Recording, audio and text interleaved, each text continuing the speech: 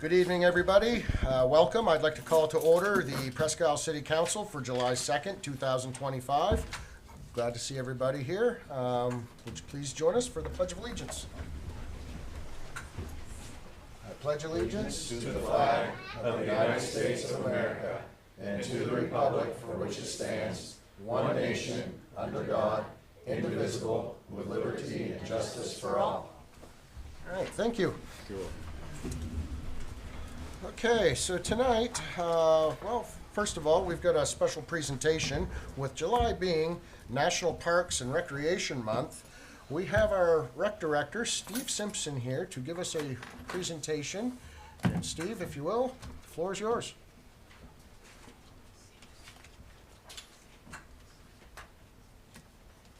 Good evening, Council and public. Thank you for having us today. As mentioned, July is National Parks and Recreation Month. And today we would like to highlight a couple of the wonderful programs and services we offer. We are so grateful for our community and the investment it has in parks and recreation, how it has an effect on all of our community members. And instead of having me up here jibbing and jabbing about it, I think it would be better if we hear from the people.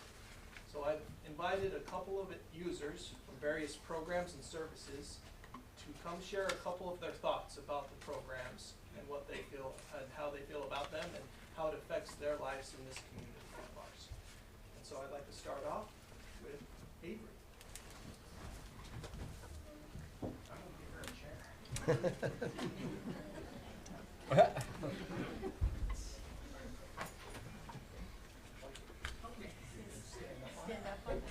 This is the one time you are allowed to stand on the chair. That's right.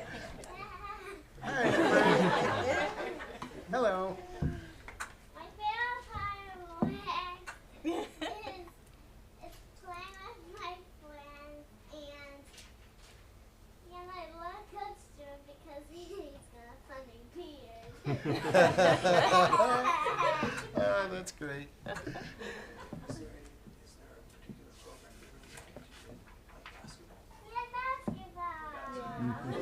What's something you liked about playing basketball? With mommy and me and Nana watching me. Yeah. Well, thank you so much, Avery. High five. Thank you, Avery.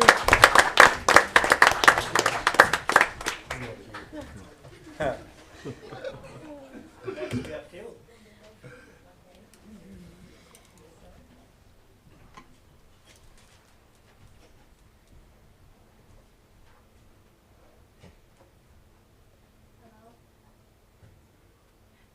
Hello, my name is Caleb Singleton. Speak up, honey. Hello, my name is Caleb Singleton. I play a lot of the sports at the rec. I have never had a dad. The most I've seen him is a 1-minute video call. But the rec sports have really been filling in those gaps for not having that.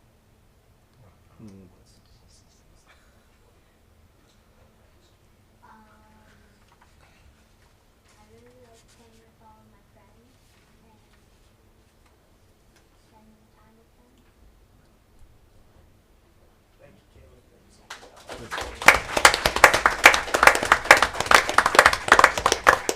Thanks, Caleb. That was nice. And kudos to all these kiddos that just interface. It's never easy to get up. Oh my Absolutely. gosh, no. I'm impressed. Some really brave kids. I love it. Yeah. I love it, love it. Next, we'll have the Morris family.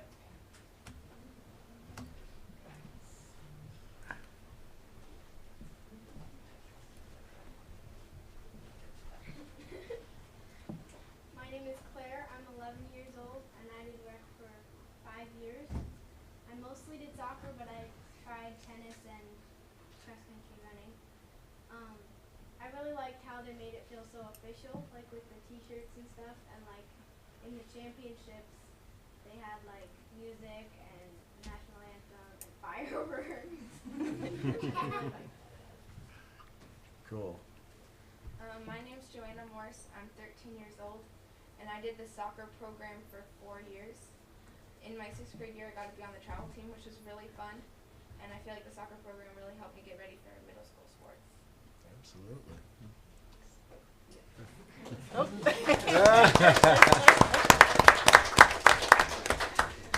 Next, we have Ben.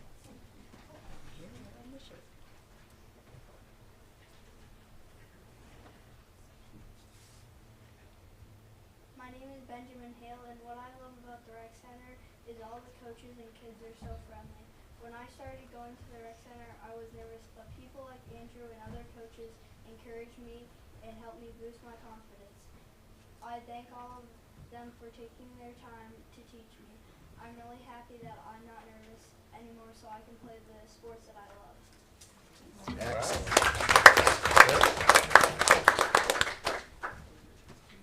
Next up, we have Nancy.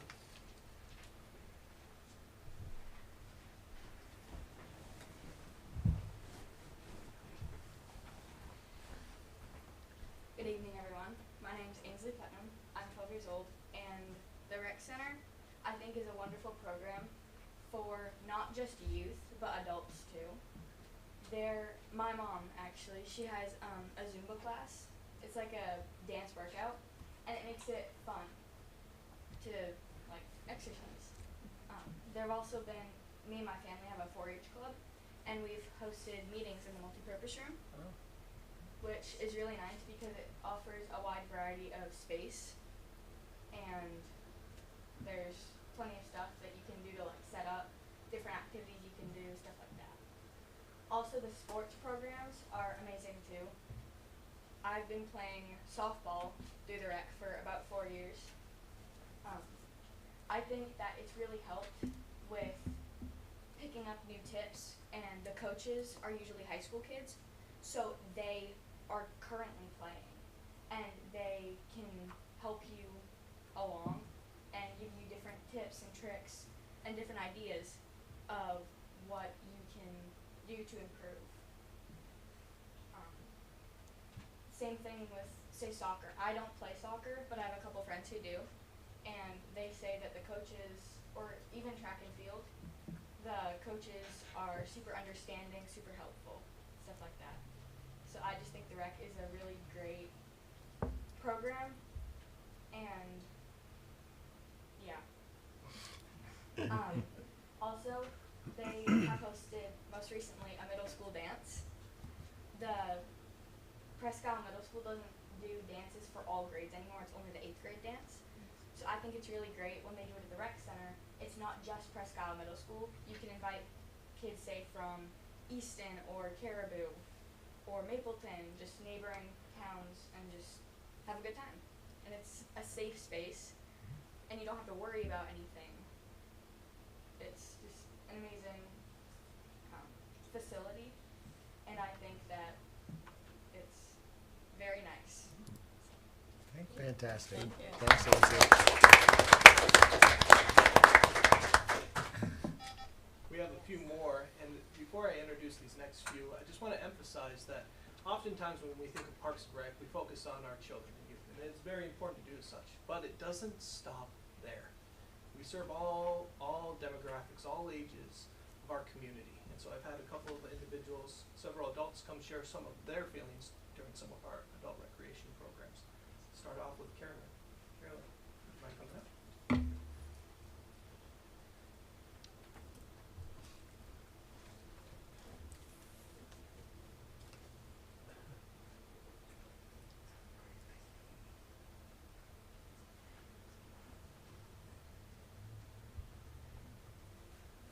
Josh usually texts me when you get ready to go for the breakfast on the bus, and he tells me where he's going and what time, and then I tell the people that I'm going to take the pickup, and it's about 5 of us, but then we end up being 15 or 20 or whatever comes to the bus, and we have a good time, and we enjoy it, and we love it.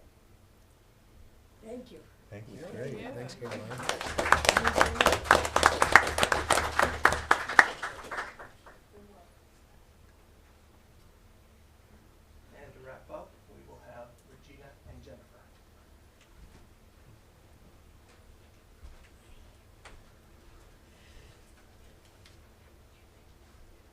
Well, I've heard a lot about the rec department, but I really haven't had a lot of opportunity to participate until this year. The rec department has fulfilled for me a lifetime want of mine. And I got to do the Allagash this year with my daughter. Awesome. So I did it for 3 days, and it isn't anything that I probably would have just looked at and signed up. Probably, and the people that I've spoke to about this, you went on the Allagash. All I can say is that next year you better plan more than one trip. Yeah, Josh Because will be so there. many people are saying, you went, I'm gonna go next year. But it was a lifelong dream of mine to go. My daughter has been on several, but their trips were a little different. They were with friends, it was longer, a lot more paddling. Probably I wouldn't have done as well. She recognized this one and thought that we should try it. 3 days and 2 nights, and I did not want to come home. And I hope she'll speak a little bit about the perfection and the planning of this. Yeah, like Mom said, I've gone on the Allagash multiple times, mostly organizing a trip on my own. But I am getting a little bit older, and I do like having other people plan stuff for me. And Josh, the preparation that Josh put into this trip was incredible. There's a lot of preparation with food, with equipment, with boats, with transportation. This was a well-oiled machine, just like any other outfitter that I've ever imagined. And the equipment that we were able to Absolutely. borrow, top-notch equipment. I was so impressed with everything from the boats to the mats to the tents. And when you're outside with the bugs sleeping on the ground, that's important because our first night was 37 degrees. No Wow. bugs. It was 37 degrees. So it was an opportunity for me to share it with Mom.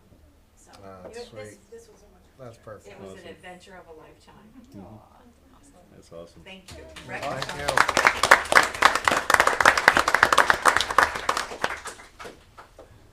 So with that, we'd just like to, once again, thank you, council. Thank you for your support for our department. As you all know, our department is a great asset for our community. It benefits all generations. It benefits all members of our community with the services and programs we provide. Thank you. Thank you. And Steve, thank you very much for that, Steve. That was great. And all of you folks who came up to speak, super awesome. I'm pumped for all of you. And I agree, our rec department is fantastic. Oh, I've 100%. got an 11-year-old who is totally pumped about their winning streak that they're on in baseball right now. And the skiing in the wintertime and all kinds of stuff. Folks, really, there's something that our rec center has to offer for all ages. And If we can develop a music program down it's there a too. it's a wonderful asset to our community, and thank you very much. That's great. Yeah, I just, before you go, I agree totally too. And the one thing I will say is that the famous thing that they always said was don't perform with children or animals. And you pulled it off. You did a wonderful job. So great. Wonderful parents. Thank you again, Steve. Much appreciated. Anybody else? All right, so moving along to our public hearing portion of tonight's meeting. Item number 1 is on our consent agenda is an approval of an application for a malt, spirituous, and vinous license for the American Dream Restaurants LLC, doing business as Pizza Hut with a location at 814 Main Street. What this is essentially an application for a liquor license, essentially, is what this is, and appears that their application is complete and everything is all looking good. Is there anybody from our audience that would like to comment on this? Or any questions? Anybody? Madam City Manager, do you have anything to add to this? No, he did a fine job. Okay. All, I didn't know if I should just automatically unload that on you or It's, try it's to, all good. try We're to- a team up here. Try to do. We're a all team. right, yeah, The we'll share only- duties. The only point of clarification is this is public hearing, and we'll get to the consent agenda Oh, I'm a sorry. bit later. Isn't So that- it is a public hearing, and you may want to open that public hearing. Okay, gotcha. I was just, it said consent agenda on the agenda item. Anyhow, all right. What's the second one here? Let's now open. No, okay, so that's now open for public hearing. Sorry. Anybody? Sorry. Still in training. Still in training, yes. I'm a slow learner sometimes, but learning's learning. Okay, any comment from council? Any questions, concerns, anything? Mr. Chairman, if I'd move we close the hearing, and I'll make a motion that we approve a malt spirituous and Venice liquor license for American Dream Restaurant LLC DBA Pizza Hut, location of 1814 Main Street. I'll second it. Very well, we have a motion from Craig and seconded by Hank. Before proceeding to the vote, there was one thing that a co-counselor had brought up to my attention earlier in regards to some of the questions on the application form. Sonia, I don't know if that's something we discuss in this setting. Is this the monetary amount? Yes, items number, Looking into that a little more. items number 22 and 23. Yes, the point was well taken, that perhaps the amount listed on the application didn't need to be public information. But that's- we're going to make sure that it's aligned with state law. Yep, And if okay. we can possibly remove that and have it verified by our clerk, Very well. then we will do that, but we need to do some research. That was a relevant concern and one that I shared as well. So, I'm not sure if it coincides, but I know that was a question when the marijuana licenses first came out, and that was removed after the second year. I remember that just because I was shocked at the amount of sales that was on the renewal. yeah, And then after that, it was removed. Yep. I think Galen might have been involved in that, but Okay. so there might be some yep. history there. We'll align that with state law and Yeah. past practice, and we'll get back to you. Okay, great. So we have a motion on the floor made by Craig and seconded by Hank. All of those in favor? 7-0. Motion passes. All right, moving along. Agenda item number 2 is to consider an approval of a marijuana license renewal to Joe Pelkey and Chase Norton, doing business as Star City Wellness with a location of 694 Main Street. Again, everything looks to be in line with their application and whatnot. Sonia, would you have anything else to add? Mr. Chair, applicant has submitted all necessary paperwork and staff recommends approval. Very well. Anybody from the audience like to express any concerns or questions regarding this? All right, seeing none. Council? Well, Mr. Chair, I will make a motion to approve the marijuana license renewal for Joe Pelkey and Chase Norton doing business as Star City Wellness with a location at 694 Main Street. Very well. Second. Motion made by Hank and seconded by Harold. All of those in favor? 7-0, motion passes. Thank you. Agenda item number 3 is to consider approval of ordinance chapter 3, council procedure, this being our 3rd public hearing. And Sonia, I'll let you handle this one. How's Okay, that? thank you, Mr. Chair. Thank you very much. So this is the 3rd or 4th revision of this particular version of Chapter 3, Section 4. What's come before you tonight has been vetted by our attorney, and we are looking for passage of this evening, or further discussion if it needs to go back to the drawing board. I believe, Public hearing. sorry, Public hearing, and then we'll be. anybody from the audience like to address the council on this? Please come forward.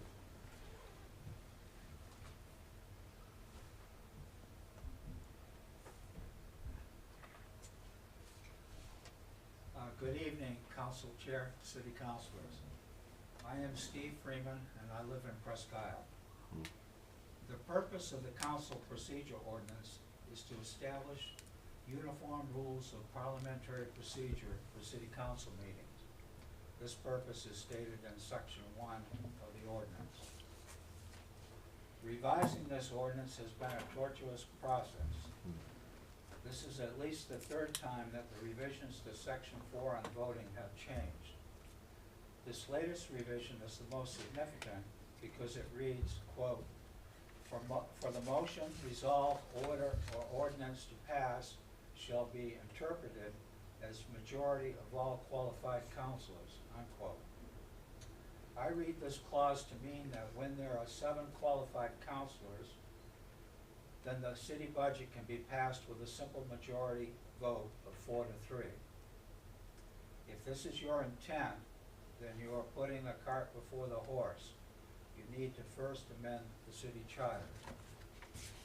Please review the legal opinion that was provided by the city attorney in February. It states that the city charter is the primary legislative document for the operation of the city of Presque, and the city charter has precedence over the council procedure ordinance.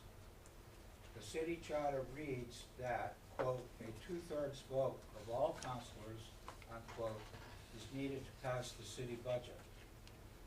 This latest proposed revisions do not clarify the city charter. In fact, these proposed revisions do not conform to the city charter. They just muddy it. Allowing the city budget to pass with a 4 to 3 vote does not meet the 2/3 requirement in the city charter. I believe that your original intent was to define a 2/3 vote when less than 7 councilors are voting. With one minor change, your proposed revisions at the first public hearing on June 4th defines a 2/3 vote and clarifies the city charter. And they accomplish what I believe was your original intent. The only minor change to the June 4th revisions is to add a definition of a qualified and seated councilor. Again, it is that simple. In closing, please include the city attorney's legal opinion as part of the testimony. Thank you. Thank you, Mr. Freeman.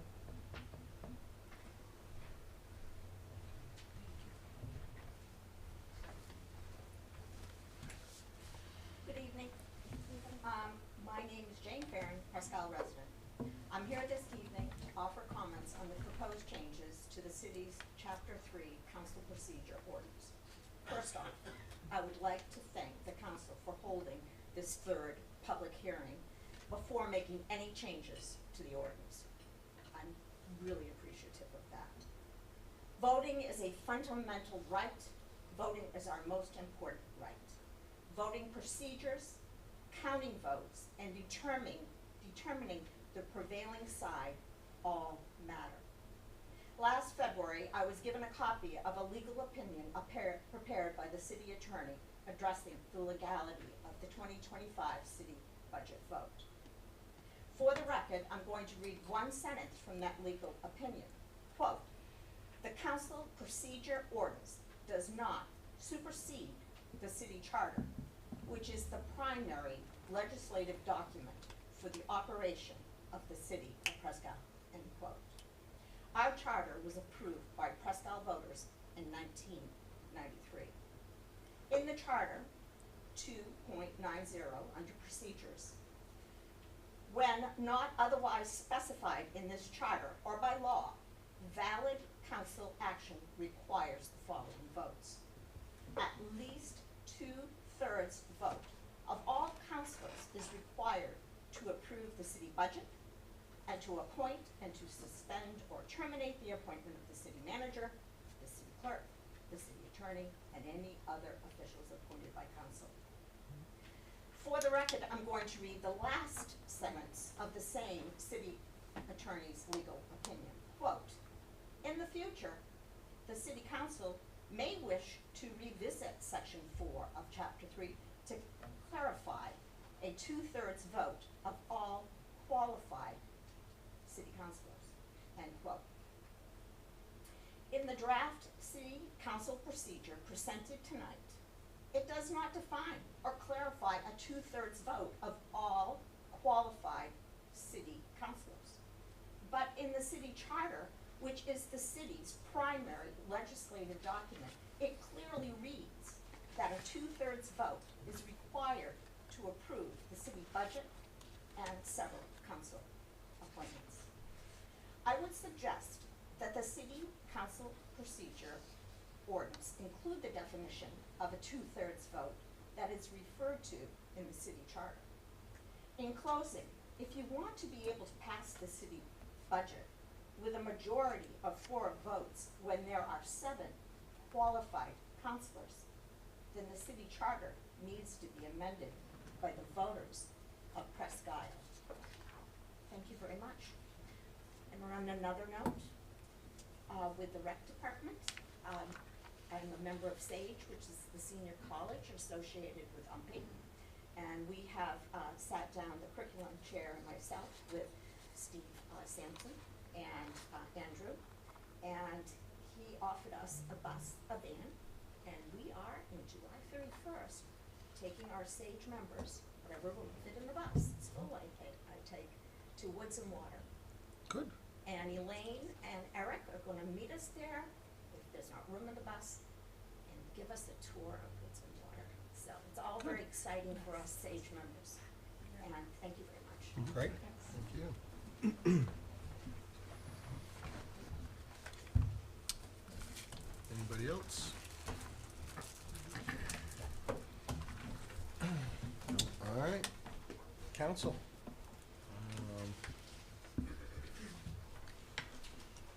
What's your pleasure? So I've got a question, because when we were discussing this, we didn't change anything about what it takes to pass a budget or anything else. 'Cause that's still section 10 of this document that says a 2/3 vote of council is required to approve the city budget. So none of that has changed. I guess what I'm wondering is,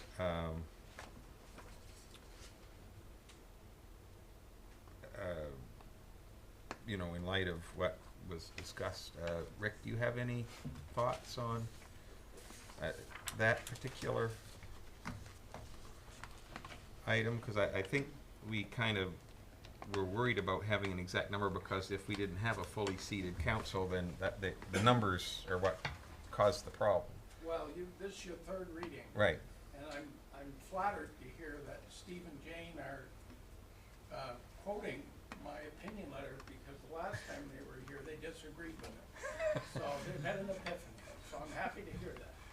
The last time I was here, you had been given a written opinion. All right. I asked for it and said I'd go away, and I did. Right. So, the first reading, you discussed the language with defining what is a 2/3 vote and so forth. Right. And at the second reading, which I was not at in June, Right. you struck that language and came up with this language. So these are procedures that govern your meetings. You set your procedures. If you want to define what is a 2/3 vote, you have some language there. It would be 5 of a full group, and it would be 4 of 6, for example. I mean, for me personally, I would just trust in math to define what 2/3 is, and I find it more problematic for us to give a 2/3 vote a specific number, and even to pass a budget a specific number, because what if there's only 5 of us and we say it needs 5 votes to pass a budget? Then you're requiring a unanimous Right. vote. And I think that's the discussion that resulted in you striking that language. Right. Yeah, well, and I'm struggling to understand from the comment earlier where the feeling that it is the declared intent of the city council, that statement makes, I guess you folks feel like we're saying that the budget will pass with just a majority because it's listed in the city charter as 2/3, and then at the end of this as 2/3. So Yeah, it's in this section. I guess I don't see the point in defining 2/3 with a with a number because it depends on how many of us is here. If there's 7 of us, 2/3 is 5. If there's 6 of us, it's 4. If there's 5 of us, it's still 4. It's for me, it's just math. Like, So, there are, I don't know if it would complicate things if the size of the board would ever become larger, but you have a very finite number of options here. What, 3 or 4? Different possibilities. Why not just list the possibilities of what could constitute a majority or whatever, Or based two-thirds majority. based on having a quorum, or whatever the requirements may be. And if you don't have that number of votes, it's not like you've got a school board here of 20 people and you got all these different options here. It's, I just think it's unnecessary personally. well, but that and, would, and then you gotta list how many people are in unanimous. If there's 7 people or 6 or 5, like, Thank you, Rick. I think this No. is turning into I an issue that's not there personally. I don't disagree with you, but if it's in black and white, it can't become something else other than black and white, I guess. But I will.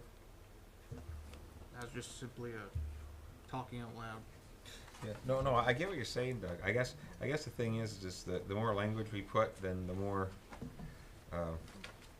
Potential chance conflict down at the road. having a problem. Right, and that's what I don't want. Yeah. But I think the thing is, I mean, we still have 2/3 vote. Is it's listed here in section 10 of the rules of what needs to be passing certain parts of the things that we do, like the budget. So I don't think there's anything here that really goes against anything you were concerned about, honestly. But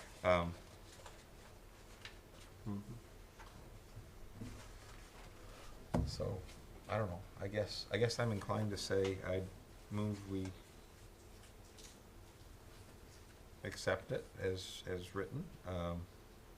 It seems to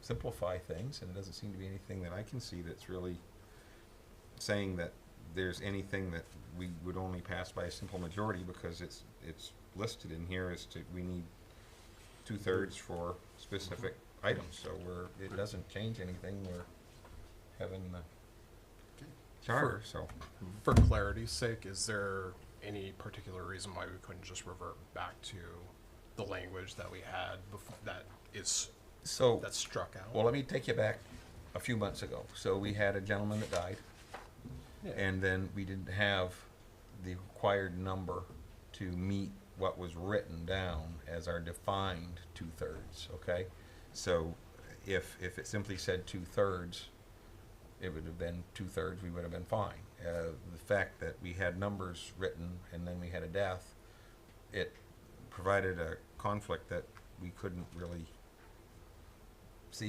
foresee happening. But now we've had it happen. We've seen where it causes that problem, and with deadlines and things that we have to do in order to pass certain parts of our annual programs in our budget. Under that scenario, though, wouldn't you have appointed someone temporarily? Supposed to.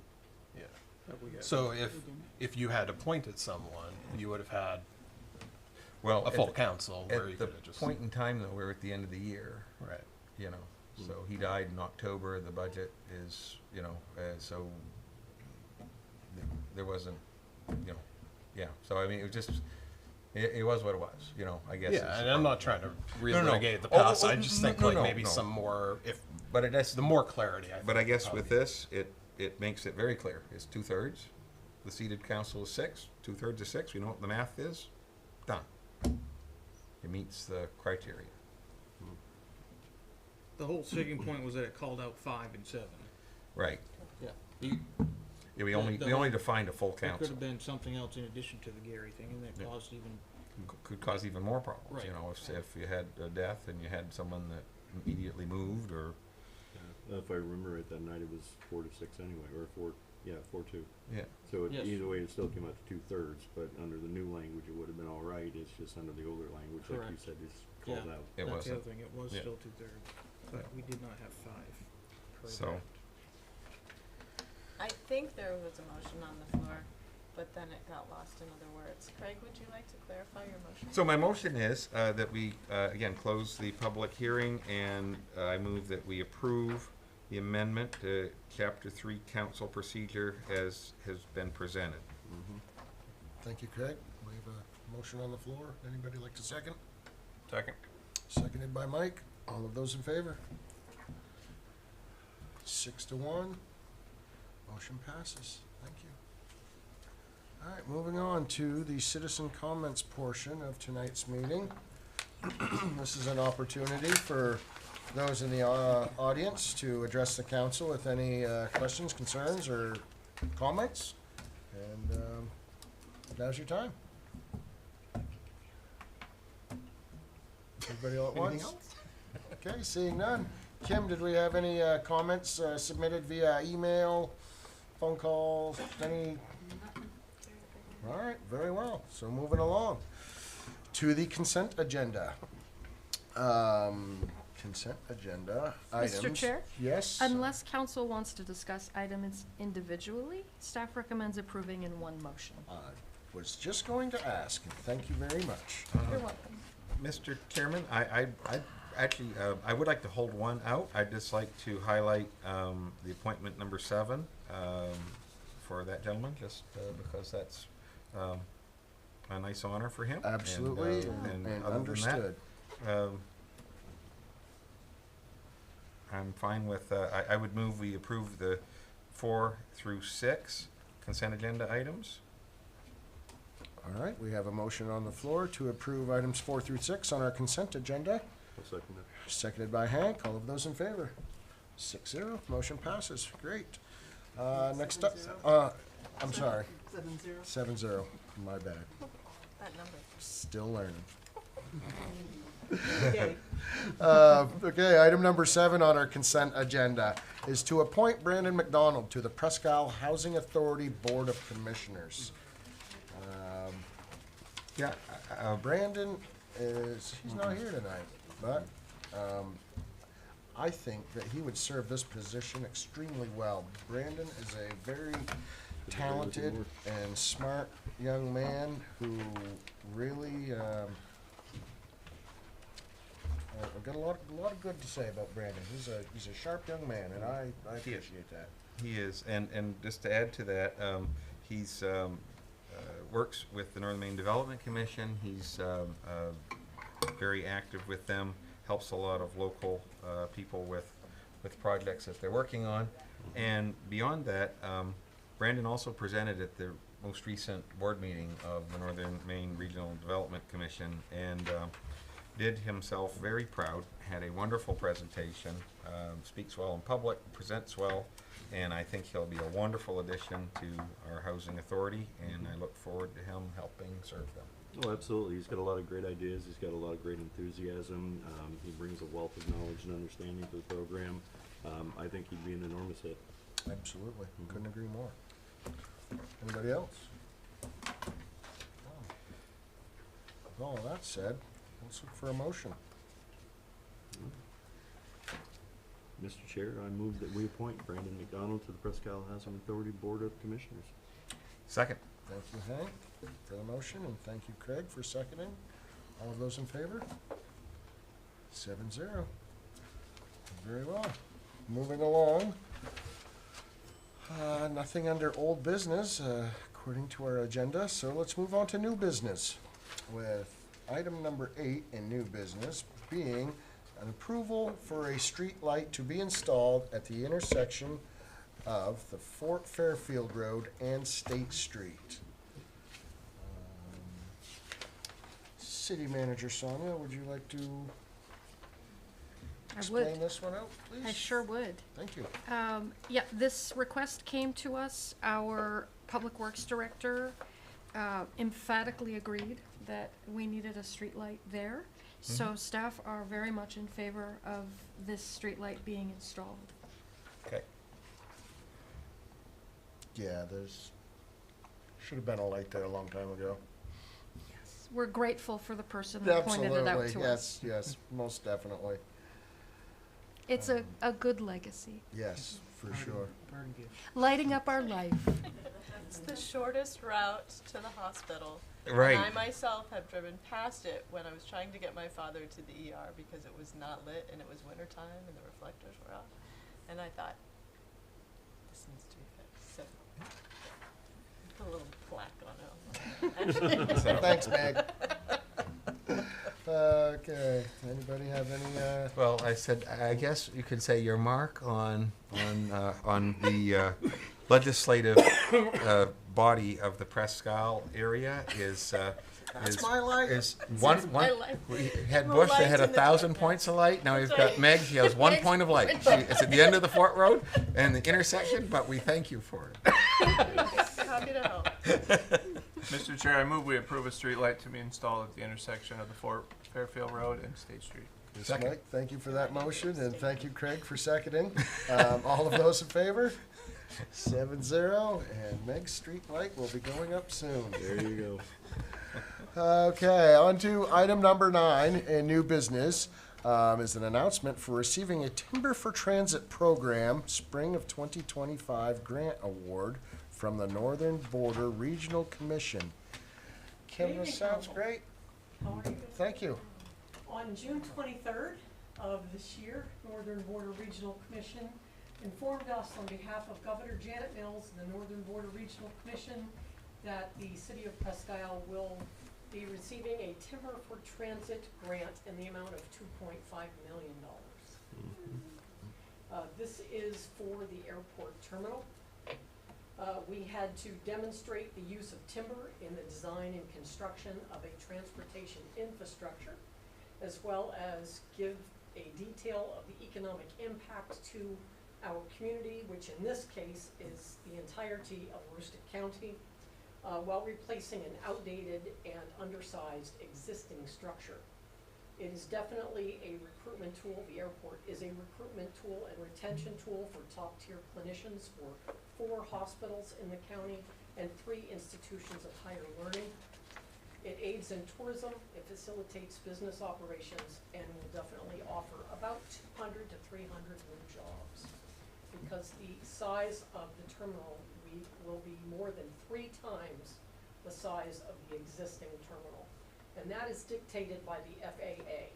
The FAA gives us a square footage based on the number of seats on the aircraft serving our community. The budget for this grant covers the plumbing, HVAC, electrical, fire protection, which you may not know, we have no fire protection in the current terminal. There is no smoke alarm, no fire alarm. Painting, wall coverings, glass, roofing, rough carpentry, and the signage. The design definitely meets FAA requirements. We are now in the revision stage, and hopefully we will be moving quickly to the notice to proceed stage. Great. Thank you very much. No. Exciting news. Thanks, Kim. Great. All right, on to item number 10 is to discuss our tax commitment with their city assessor. Lewis, please come forward. Floor is yours. Let us know what's going on with this. Good evening, council. Thank you for having me. Yes, Lewis Cousins, city assessor. On your table is a copy of the papers that I have in my hand as well. The first one is that certified grade share declaration form. And you can see I've underlined a few items so we get the right place, the right year. Yeah. Under option 1, if we stand still, we'll be certifying at 76%. 10 years ago, 11 years ago, when I was hired, the job was to keep it at 100%. So I'm here to talk to you, make sure that everyone's on board with some changes begin this year. And it is on top of some significant changes last year. Option 2 is the one that I hope we choose. They do give us 10% on top of that 76. So we can we can certify at 84 without doing anything. But that's not been our habit. If we do, then we have to adjust homestead exemptions, and those city reimbursements that we get from the state are also adjusted by that ratio. So, again, making sure you're aware of what, where we're at, and make sure that the council supports changes again this year. I've got page 2 penciled in on my copy. And again, kind of in hopes that that's where we go. And you can see, and that would be consistent with where we've been since 2014. If you go to page 3, this is the state's work. And I've underlined 24 and 25. You can see the difference there in what the state says the city is worth. It's an increase of $93,600 year over year, and the city's value in their eyes now is $773,850,000. And we have to adjust our assessments to come within 10% of that. And then you see the 76 underlined down below. And if you go to page 4, it's a little more detail of where the discrepancies are. I've drawn squares around the upper part where it says lots, commercial lots, industrial lots, and residential lots. And you can see that the residential lots are at 76, the commercial 88, and the industrial 88. There was questions last year if we shouldn't be looking a little harder at commercial. And the answer is no. Our deficit truly is in residential. And the next block down is the buildings, same numbers. 88% on commercial and industrial, and 76 on residential. And then the third block down, personal property, we're at 100% there. Page 5, 6, and 7. So why wouldn't we want to bring the commercial up too if it's at 88 and residential's at 76? But not at the same rate. So Okay. yes, when we do adjustments, we look at everything. If we do land adjustments, it impacts everybody. If we just do building adjustments, then we can pick the builders we want to go. So if we do land, which I haven't done any of that work yet to decide what needs to be changed. Just know that we need to change something to get that number back up there. Yeah, Doug? You may be going on to explain this, but do you have a 30-second explanation of how the state is coming up with these evaluations without coming knocking door to door like we do to our own citizens? Page 5, 6, and 7 do answer exactly that question. Those are the properties that did sell in 2023, which is the most current data they have to get us this work in time for this year. As you go down through, you'll see the 2 columns, selling price and assessed value. As you go down through every instance, on page 5 and on page 6, every instance down to about 8 from the bottom, the selling price was over the assessed price significantly in most cases. When you get down to, again, in the ratio column where it starts at 104, those last few, the assessed value was higher than the selling price. There's Wow. a gap. That actually happens. It does. It does. So there's a gap on page 5 at near, a third of the way down, and another gap on page 6, 2/3 of the way down. The sales above on page 5 are what they call outliers. They are, you eliminate those from the study. You study the center. So the 76 comes from the center. So the top few you're saying are the outliers? Yep. Okay. Down to that first gap on Okay, page 5. gotcha. Yep. So, I mean, that's how they arrive at their work. You can see again at the top, the 76 on the second row across is over on the left side. That's the, So the assessed value in this chart is what we had it assessed at?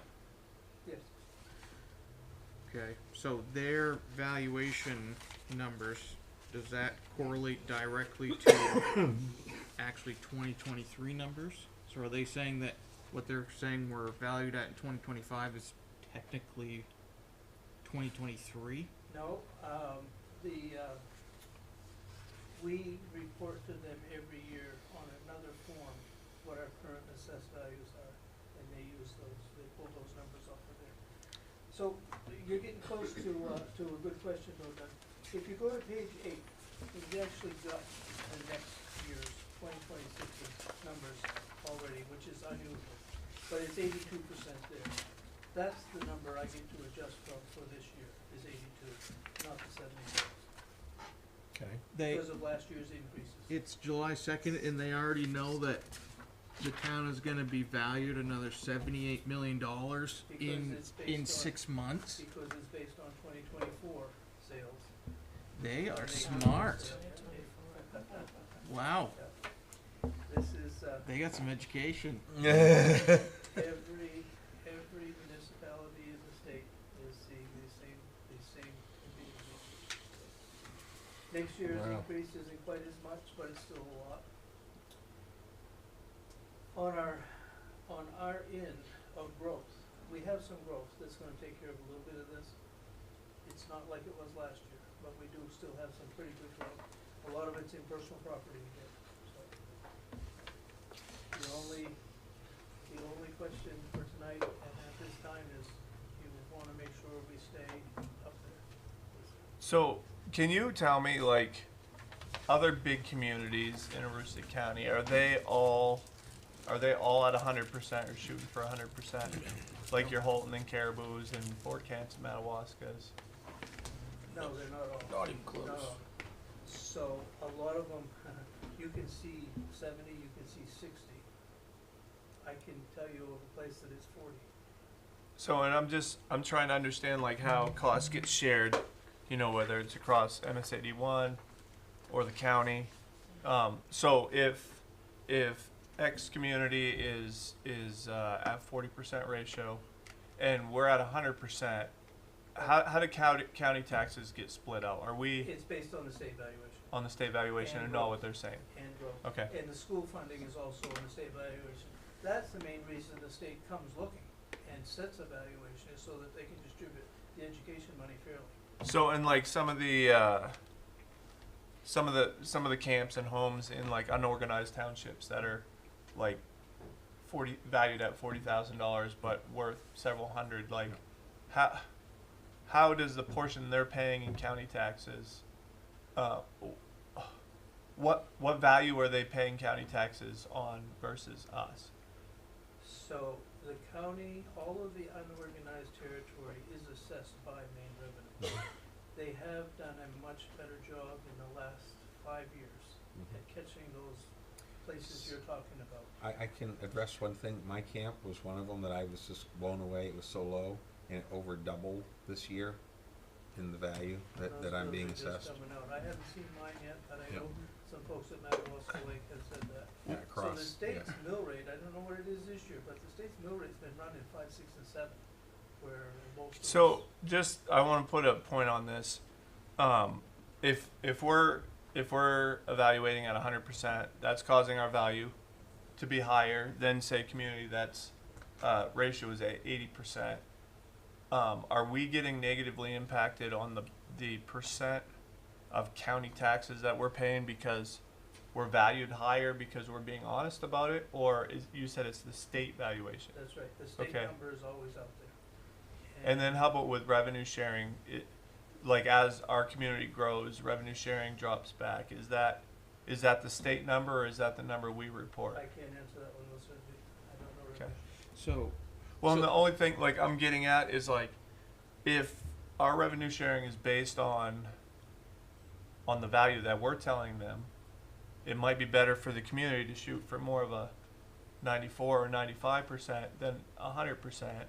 So, remember they give us 10%, and I do shoot for 94, 95. Okay. To be able to certify at 100. As long, it's 91 is the magic number. It's 10% on top of your ratio. So Okay. if your ratio is 91, multiply that times 1.1, you can get to 100. Right. And that's what we shoot for, but I don't shoot for 100. There's a another municipality very nearby that certified at 124 just a couple years ago. It's not the way to go. Right. It's just not. So this is where you have the background argument that the taxes are cheaper in surrounding bedroom communities. In that, not necessarily the state valuation is lower. The town could be intentionally or unintentionally keeping the assessed value lower. What Which- our driver is, we have a lot of personal property. We have the 2,000 homesteads. We have a little bit of tree growth. It's the reimbursement side. If we don't certify at 100, the state factors our reimbursement by that same ratio. And they keep the reimbursement money that we would have had if we're at 100%. Is it if you don't certify at 100 or if you're below 91? Well, if you're, below 91, you're still certifying at 100. Okay, I get you. Okay. I mean, above 91, you're still certifying Oh, at 100. okay. Okay. Yeah. I'm Yeah. sorry. Yep. Yeah. Right. But But- if you're at 90, you can't, you're certifying at 99. Okay. Your homestead exemption is what, 25? Yep. Okay, so you have a bedroom community that is at a 70% ratio. They are not getting a $25,000 That's deduction. correct. But that is not publicly advertised anywhere, and they are just automatically assuming that, well, my house is valued, or I'm getting taxed less, but they are not realizing that not only are they getting less of a deduction, their entire town is getting less money to operate in So, their content. All they care about is their tax bill and their That's why noticing they don't is- have the Parks and Rec department. Yeah, which is what makes this grow on 100% Presque dollar, right? so if it were 70%, that's 17.5 they get instead of 25,000 for the homestead deduction.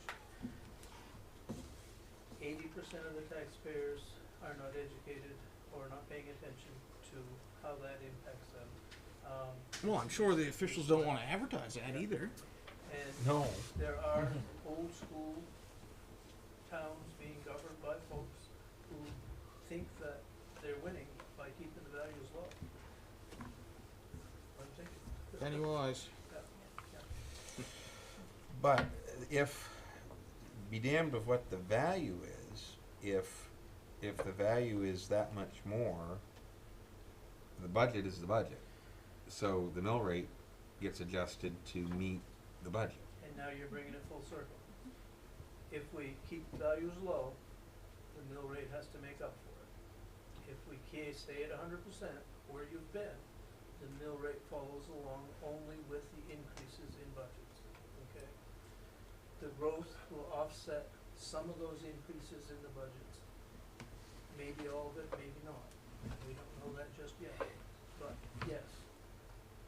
Well, I mean, I'll just share with everyone what I've shared with Lewis as my concern is we've adjusted residential values up more than we've adjusted commercial values, which the data supports.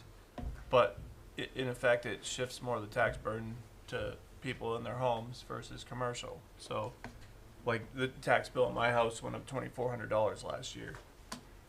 So, whereas the tax bill at the shop went down because the mill rate went down. So I think we got to make sure that we don't lose the balance too much and Yep. charge our homeowners too much without making our commercial people pay too. And what you're bringing up is why I'm here. Years gone by, I've just done this.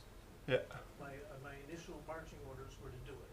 We did have a significant increase last year. People did feel it, and we're gonna have another one this year. Not as significant, but there will be an increase. And I just wanna make sure we haven't tripped a breaker here. And I mean, I'm not at all saying that you're doing it wrong. I grow concerned when we see a shift towards homeowners. Yep. Again, that's why we're talking. Well, yeah, so no, this, appreciate that, Louis.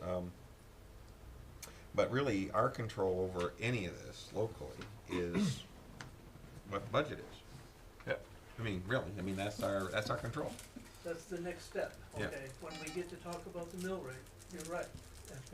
But at this point right here, we're talking about sound fiscal management. Right. Making sure we maximize those reimbursements. Right. Well, I guess my point in what I was saying, though, I guess I would just kind of put the rest of it to it, is that we aren't going to fight the state about what they say the city's worth. So if the city's worth this, then we need to make sure that we allocate it appropriately.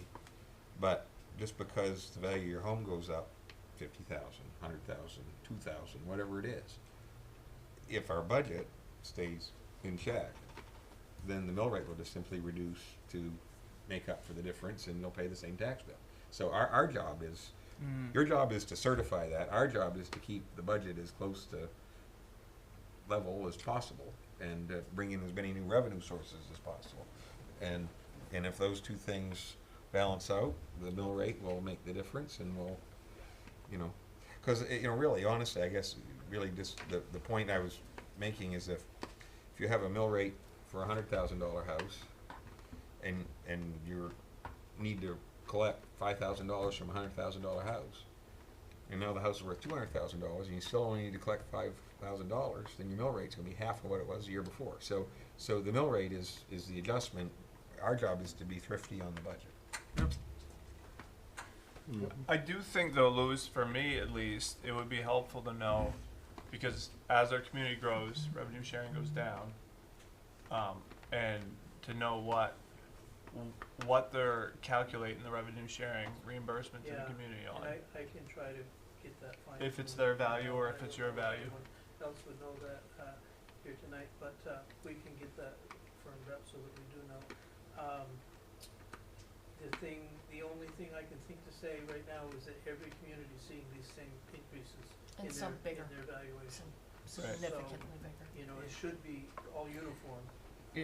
And whether you like it or not, it's objectively, it's truly based off data. It's not that it's Right there. It's not that I the do state the is trying to same get more study, money yeah. for this or that. It's literally just based off data. If you remember last year, so this is a smaller study than the last one, but if you remember last year, my sheet had 300 sales on it.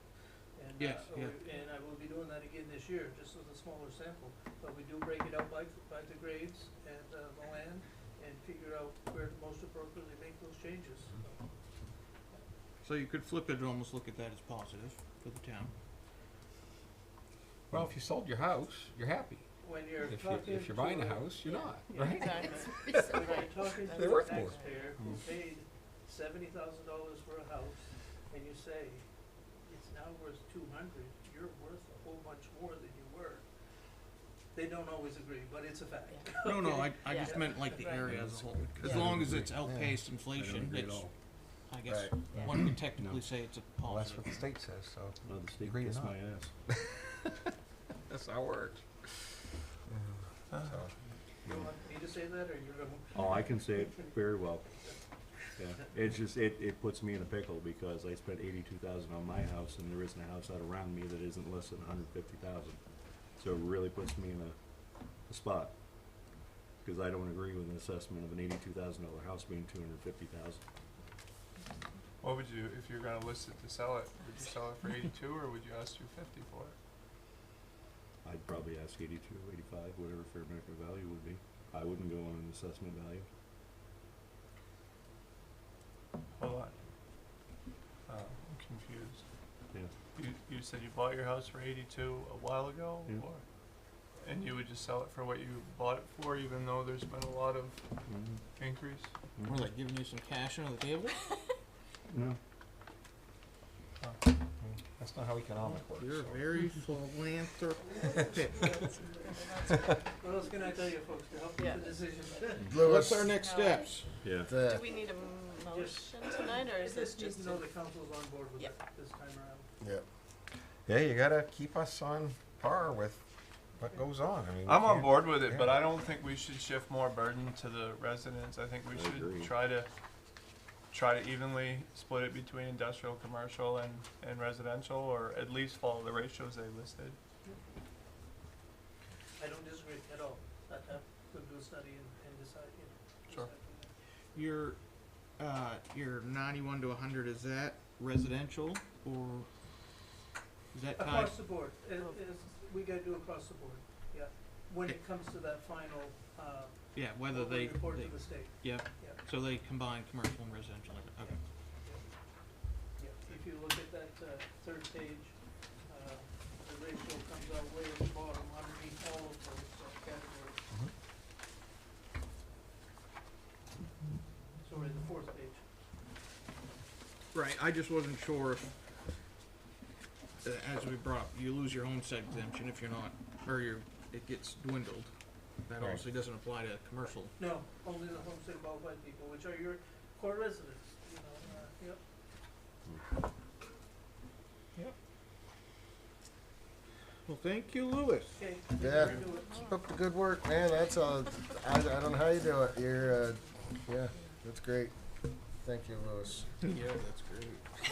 Wow, I just, there's a lot to it there, guys, you know. Anyhow. All right, Sonia, you're up with the manager's report. Thank you, Mr. Chair. So I have two items for my manager's report this evening.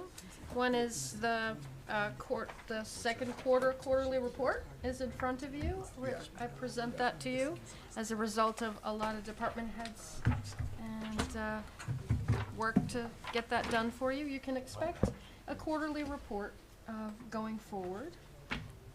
And the second thing, Kim is here. Kim, would you come up to the podium, please?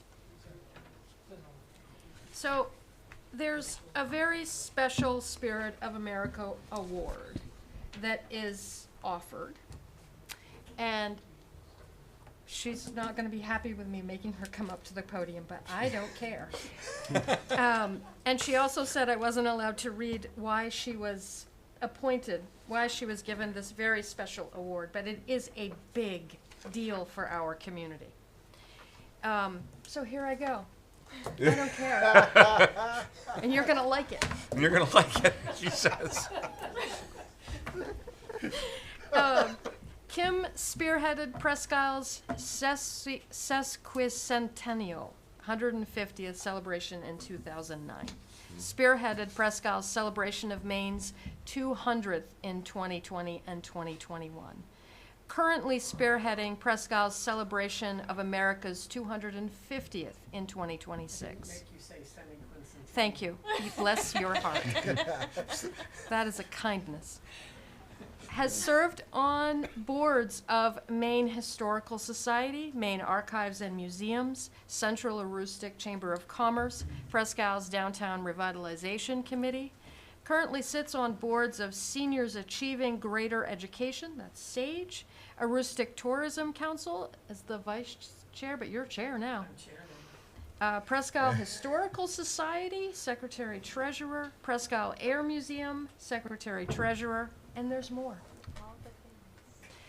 Was named Presque Isle Citizen of the Year for enthusiastic leadership of the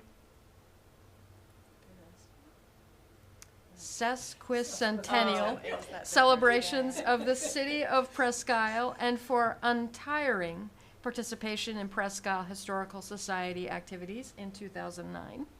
And there's more. Was recognized by New England Museum Association with an inaugural Excellence Award in 2014 for demonstrating exceptional work in the field, including those who have made significant contributions to diversity, equity, inclusion, accessibility, and justice within their institutions. It also recognizes individuals for their passion for improving the New England Museum community, going above and beyond their job descriptions, and performing outstanding acts of service. She's a Paul Harris Fellow by Rotary Club in 2019, has been recognized by the President's Council on Service and Civic Participation for numerous years, received several silver awards for 250 to 499 volunteer hours in 1 year, received gold award for 500 plus volunteer hours in 1 year. In 2014, received the Lifetime Achievement Award for lifelong commitment to building a stronger nation through volunteer service. And this woman works for the city of Presque. And I think we ought to take a moment. Yeah.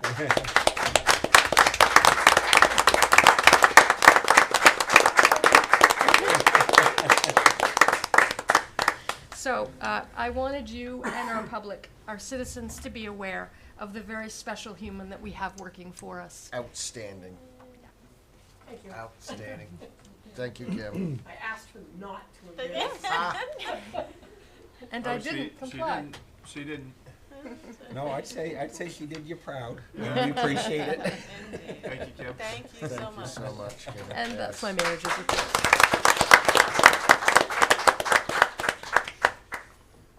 That's all I got.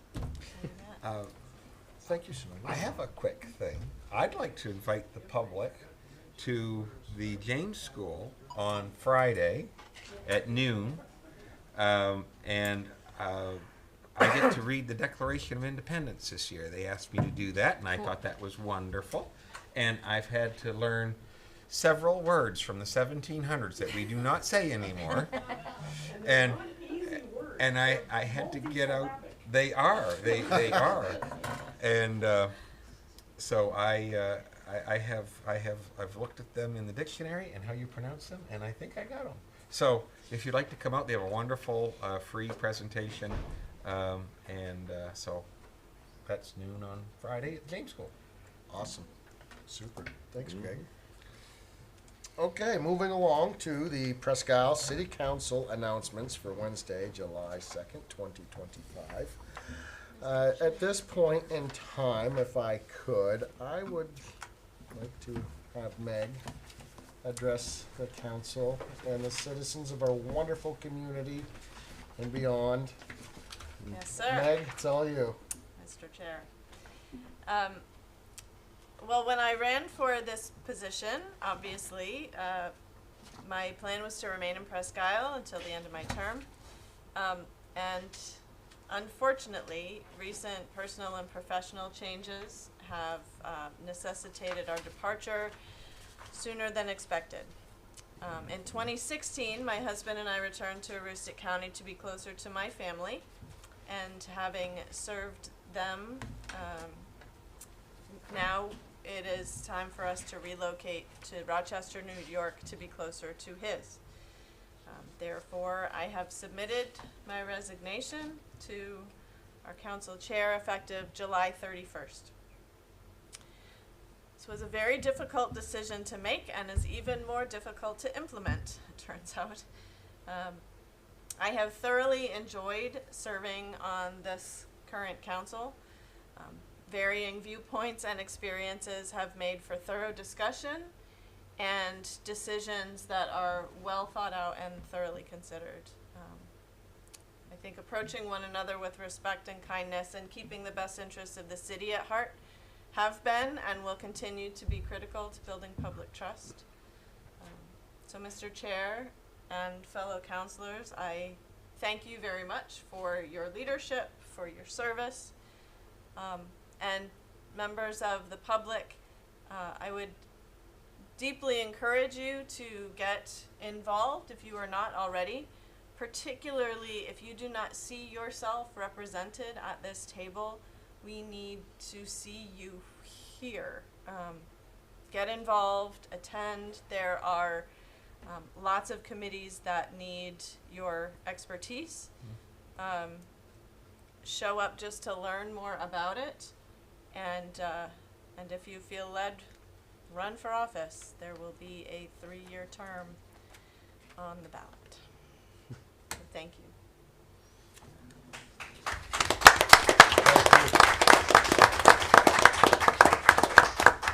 Meg, I'll just say I'm sad. I've only got to know you for 6 or 7 months through this, but grown to really respect you and think you're kind of a great balance on the council and have added a lot. So obviously, good luck with your future, but I think we're losing somebody pretty awesome for the council, and Thank you. yeah. Appreciate that. Yeah, I echo Mike's comments. We started out just, I knew who she was because I'd wave at her on the way home because she lives on the corner and I'd see them quite often and they'd walk Dogs by would the bark house at your and things like that. But I've really enjoyed becoming friends and our friendship and getting to know each other, and your service to the city is unbelievable. You've done a great job in such a short time. I think you've really left your mark and helped us. So She even got a light. she even got a light. Thank you. Okay. All right. No, don't do that. Just move along. Yes. just I move don't on. need to. I don't need to. All right. No. Ditto to what they've said, Okay. Meg. Thank You were godsend to this council. Thank you. All right, moving along. Would you like to read any of the positions that are available? Sure. Go for it. That would be lovely. Actually, you could take the whole thing. You run with it. Well, we have the following vacancies for boards and committees. So get on down and see Kim, our city clerk, for an application or apply online for the assessment review. We need one 1-year alternate and a 3-year member. The audit committee, 1 4-year member. Recreation and Parks needs 3 1-year alternates. Downtown TIF needs a 1-year community member. Downtown Revitalization Committee needs 2 4-year members. Library Board needs 1 1-year alternate. So lots of opportunities for lots of different skill sets. And to amuse yourselves, we have Rockin' on Riverside, Thursday, July 3rd, 6 to 8 p.m. 9. 6 to 9 p.m. You heard it here. There's a whole extra hour of Busted. Yeah, with that we'll be fireworks playing. following. With fireworks afterwards, yes. Presque Farmers Market is every Saturday, 8:30 to noon. There's a guided walking tour of Fairmount Cemetery, Thursday, July 10th, from 5:30 to 7:15 p.m., $5 per person. The Fairy Festival, yay, is at Riverside Park, brought to you by the library, Saturday, July 12th, from 11:30 to 1:30. Get out your glitter and sparkly wings. The annual 4th of July celebration barbecue put on by our fabulous Elks Club at Riverside Park. We'll have lots of activities on the 4th, so see the city webpage for more details. Presque Community Players will be doing Backstage Pass, a musical review at Umpy's Wadeen Hall. The Govins and family, somebody tell me what the real name of that auditorium is now. But anyway, you know where it is. It's on Umpy's campus. We have 20 different performers doing music from a variety of different Broadway shows. It'll be fun, and it's my last time on stage. I get to sing Sister Suffragette, so it's fun. And then the next scheduled meeting of the Presque City Council will be on Wednesday, August 6th, 6 p.m., Council Chambers at City Hall. And So, Jeff has one more. if I Meg, could- thank you very much. That, Thank you. that poster I gave you? I am coming right along with it. You're going to have to wait. Oh, the tea. I usually do. Stop. All right. You are cordially invited to a tea party at the Aroostook Agency on Aging's Adult Day Services program. Please join us for tea and togetherness on Tuesday, July 15th from 1 to 2:30 p.m. at 260 Main Street in Presque Isle. We're opening the doors to an afternoon of fun, friendship, and discovery at our Adult Day Services program. Whether you're exploring options for yourself or someone you love, this is a perfect chance to experience the laughter, care, and community that make our program so special. RSVP by calling 207-764-3396. It's going to be a great event for anybody interested. Aroostook Area Agency on Aging. We are blessed to have them in our community. They really are. With that, I guess it's Hank's turn. I thought you were going to close. Let her rip, buddy. Right. So Carol does open mic night once a month down at the rec center. She was doing it from 5:30 until 8 when they closed. We have an opportunity actually to do that 2 nights a week now and to extend the hours, 2 nights a month and extend the hours from 7 to 8:30. So if you are interested in playing instruments or singing or just hanging out with a bunch of cool musicians, you have that opportunity. So July 11th is going to be our first night, and again, that'll be from 7 to 8:30 down at the Sergeant Center. Good. More great stuff going on down at the, Make it happen. yeah, awesome. Good job. Perfect. Very good. All right, that pretty much wraps up our July 2nd, 2025 City Council meeting in Presque Isle. We do have some executive I hope, sessions. uh, I though. move we Yeah. adjourn. We have some executive sessions. We do To have. executive session. Who made the Um, motion to enter executive I session? think we gotta be a little more We gotta- specific on that.